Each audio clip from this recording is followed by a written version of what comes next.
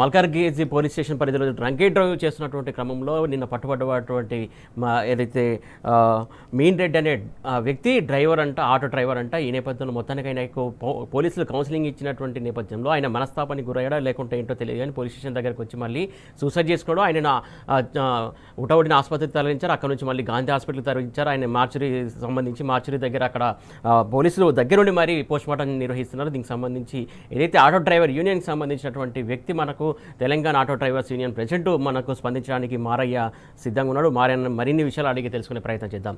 మారయ్య అండి, నమస్తే అండి. నమస్కారం సార్.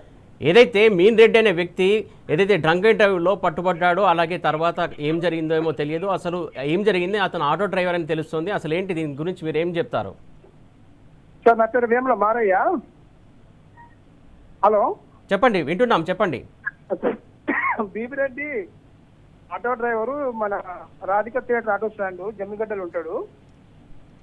ఓకే. నైట్ 9:30కి మన రాధిక థియేటర్ అపోజిట్ డౌన్ లా ఇక్కడ నుంచి దమాయిగూడ పోయే రూట్ లా పోలీసులు పట్టుకోవడం జరిగింది, ట్రాఫిక్ పోలీసులు drink and drive law. Okay. అతను కాళ్ళేలు పడి, సార్ నాకు బండి కూర్చుకోపోతే నా ఉపాధి పోతుంది, నాకు ఇబ్బంది అయితే సార్, మళ్ళీ కోట్ల చుట్టూ తిరగలేను, వదిలిపెట్టిన సార్ అని చెప్పి కాళ్ళేల పడి మొక్క కొట్టడం జరిగింది. కొట్టి ఆ బండిని కేసు గుంజుకొస్తామంటే ఆ బండిలోకి వెళ్ళి పెట్రోల్ తీసుకొని పోసుకొని కాల్చుకుంటే నైట్ గాంధీలో చనిపోవడం జరిగింది సార్. ఓకే.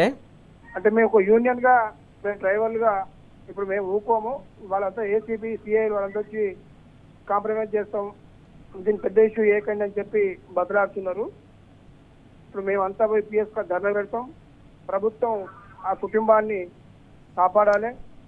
ఇప్పుడు పోలీసు వాళ్ళది ఎట్లయిపోయిందంటే ఆల్రెడీ వీళ్ళకి ఉపాధి లేక అనేక ఇబ్బందులతోటి ఆత్మహత్యలు చేసుకుంటారు. ఇప్పటికే 160 మంది రాష్ట్ర వ్యాప్తంగా చచ్చిపోయారు. మొన్న కొత్తగా వచ్చినటువంటి బాధ్యత తీసుకున్న సజ్జనర్ గారు ఓపెన్ గా మేము అంటే ఏదైతే పదం వాడిండో డ్రంక్ అండ్ డ్రైవ్ లో దొరికిన వాళ్ళను టెర్రరిస్టు లెక్కన చూస్తాము వాళ్ళను అని చెప్పడంతో ఇలా పోలీసు వాళ్ళు విచ్చలవిడితనంగా ఎక్కడ పడితే అక్కడ పట్టుకొని మరి ఇట్లా ప్రాణాలు తీయడం అనేది సరైనది కాదు. దీని మీద మేము భారీ ఎత్తున ఆందోళన చేస్తాం ఆటో సంఘాలుగా. అంటే పోలీసులు ఈ ప్రజలకు ఏం మెసేజ్ ఇవ్వాల్సుకున్నారు అంటే, అధికారి ఈ పద్ధతిలో బిహేవ్ చేస్తుందంటే పైన ఉన్నటువంటి ప్రభుత్వం, ముఖ్యమంత్రి ప్రధానంగా. మారయ్య గారు, వాస్తవానికి డ్రంక్ అండ్ డ్రైవ్ లో దొరికినటువంటి వ్యక్తికి కౌన్సిలింగ్ ఇవ్వాలి, లేకుంటే కోర్టులో సబ్మిట్ చేయాలి, ఒక ప్రాసెస్ ఉంటుంది. ఆ ప్రాసెస్ కు విరుద్ధంగా ఆయన చితకబాదడం కావచ్చు, ఇవన్నీ కావచ్చు, ఎలా చూస్తారు? అసలు ఎందుకు ఆ చితకబాదాల్సిన అవసరం ఏమొచ్చింది అసలు పోలీసు వాళ్ళకి? అదే చెప్పబోతున్నా. ప్రధానంగా ఈ రాష్ట్రానికి హోమ్ మినిస్టర్ లేడు. హోమ్ మినిస్టర్ లేని కారణంగానే ఏదైతే పోలీస్ డిపార్ట్మెంట్ లో సమీక్షలు ఉంటలేవు, పూర్తి స్థాయిలో కింది స్థాయిలో ఏం జరుగుతుందో పై అధికారులు కింద అధికారులకు ఆదేశాలు ఉంటలేవు. వాళ్ళు ఇది ఒక సొంత వ్యవస్థ లెక్క, ఒక రాజరిక పాలన లెక్క ఎక్కడికక్కడ విచ్చలవిడిగా చేయడం కారణంగానే ఇలా ఆటో డ్రైవర్లు ఆత్మహత్యలు కావచ్చు, ఇలాంటి హత్యలు కావచ్చు. ఈ హత్యలన్నీ ప్రభుత్వ హత్యలు. రాత్రి జరిగిన భీమిరెడ్డి ఆత్మహత్య కాదు, అది పోలీసులు చేసిన హత్యగానే మేము భావిస్తున్నాం. ఇలాంటి మరిన్ని జరగొద్దంటే మరి ప్రభుత్వం, ముఖ్యమంత్రి మాట్లాడాలి. ముఖ్యమంత్రి ఇన్ని ఆందోళన చేసినా ఎక్కడ కూడా ఇప్పటి వరకు ఒక సమీక్ష పెట్టి ఆటో డ్రైవర్ల మీద స్పందిస్తలేడు. మరి హోమ్ మినిస్టర్ లేని క్యాబినెట్ ను నాకున్న అవగాహన మేరకు అయితే ఈ దేశంలో కానీ రాష్ట్రంలో కానీ తెలంగాణ రాష్ట్రంలో మొదటిసారి కావచ్చు 2 ఏళ్ళుగా ఒక హోమ్ మినిస్టర్ లేకుండా అది ముఖ్యమంత్రి దగ్గర పెట్టుకోవడం.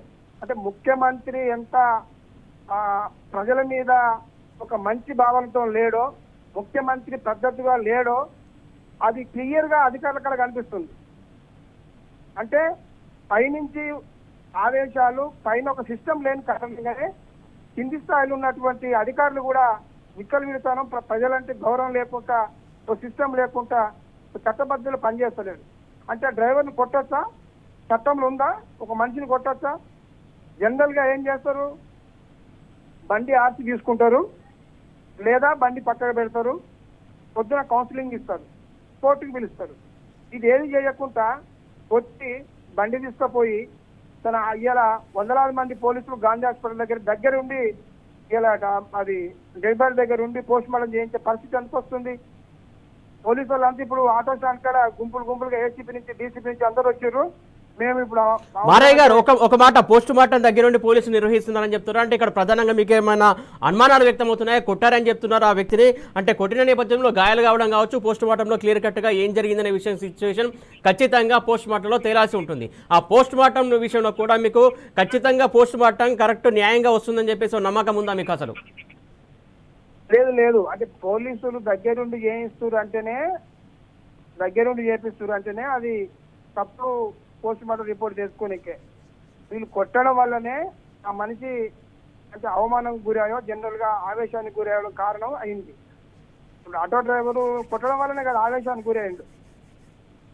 కాబట్టి దగ్గరుండి పోస్ట్ మార్టాన్ని వాళ్ళు ఇప్పుడు డైరెక్ట్ ఏసీపీ గారే ఫోన్ చేసి అది మాట్లాడదామండి, దీని మీరు ఆందోళన చేయకండి అని వాళ్ళే కాంప్రమైజ్, పోలీస్ డిపార్ట్మెంటే కాంప్రమైజ్ దిగుతుందంటే అక్కడ మాకు న్యాయం జరుగుతుందని నమ్మకం లేదు.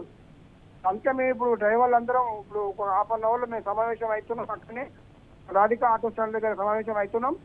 అక్కడి నుంచి మేము సిపి ఆఫీస్ పోవడమా, ఇక్కడ ట్రాఫిక్ పిఎస్ పోవడమా నిర్ధారణ చేసుకొని మేము ధర్నా కూర్చుంటాం. వాళ్ళ కుటుంబ సభ్యులు కూడా ఇప్పుడు వాళ్ళు బాధలో ఉన్నారు, వాళ్ళు ఏడుస్తున్నారు.